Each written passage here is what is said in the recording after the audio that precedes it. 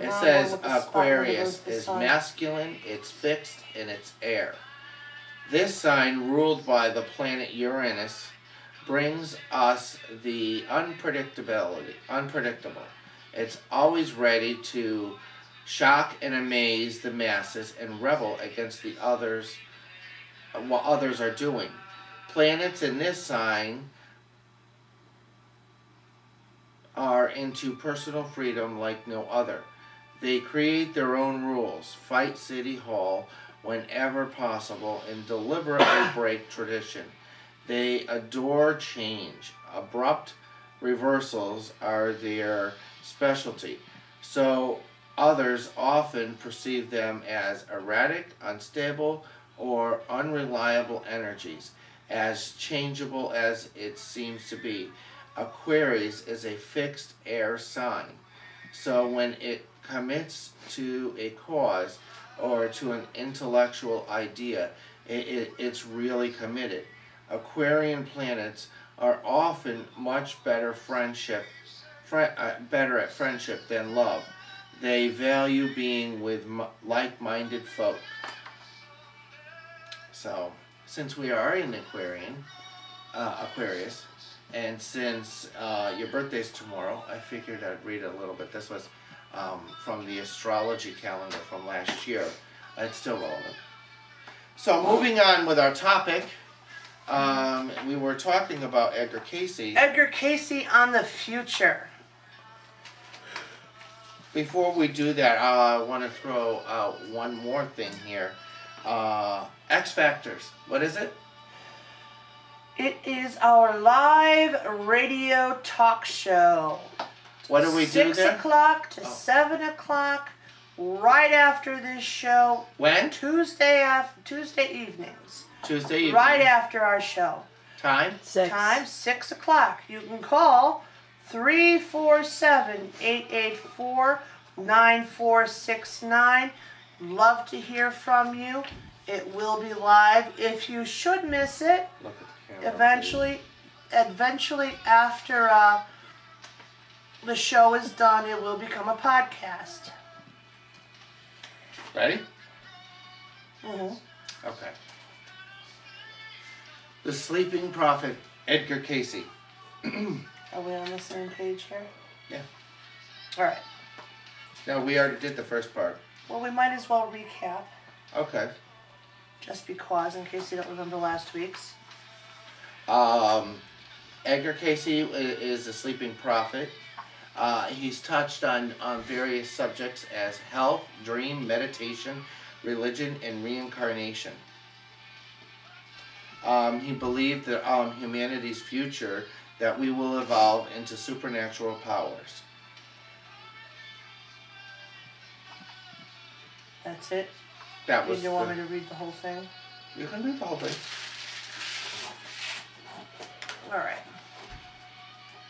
Almost every day, for several times a day, for more than 40 years, Cayce would induce himself into an altered, out-of-body state of consciousness and reveal profound information on various subjects such as health, dreams, meditation, religions, and reincarnation, just to name a few.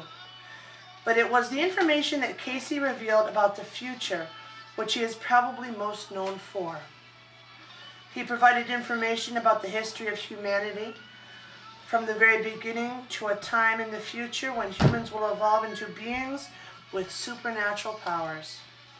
He described a new era of enlightenment and peace when divinity within humans would be manifested on the earth. But before this kingdom of God would rule the world, Cayce foresaw world events that could only be described as apocalyptic. A period of purification involving natural disasters that will dramatically alter the surface of the earth. Wars, economic collapse, and socio-political unrest.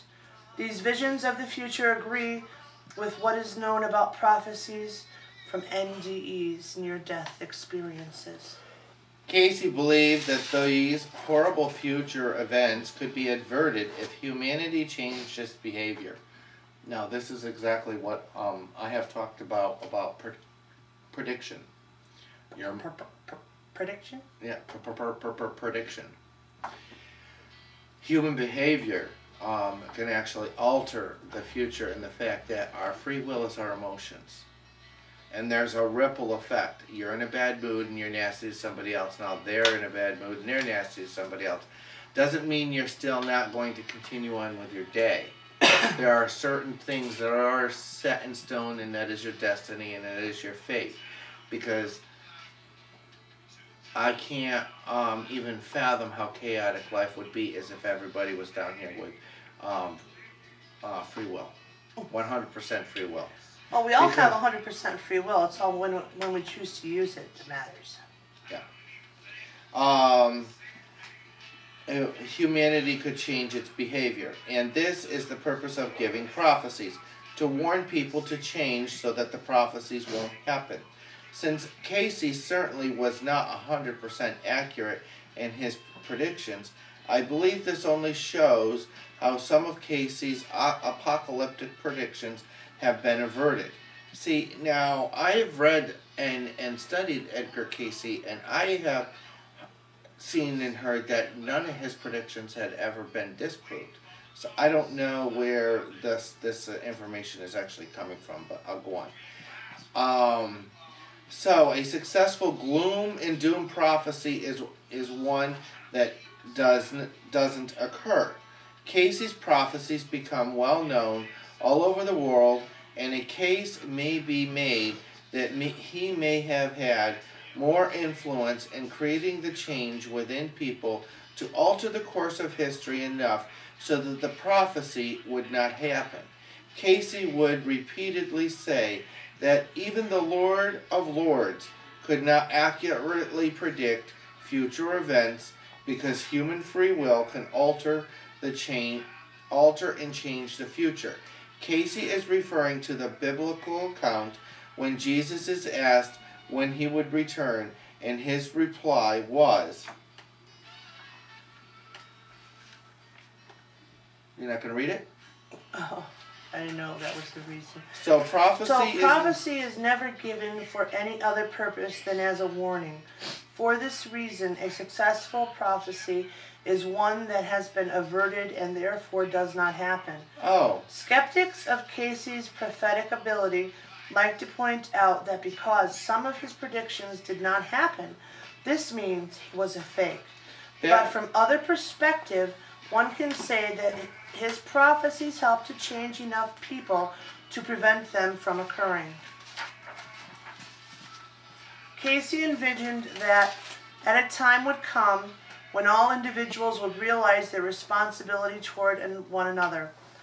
A realization that would change the thought of humanity during the height of World War II.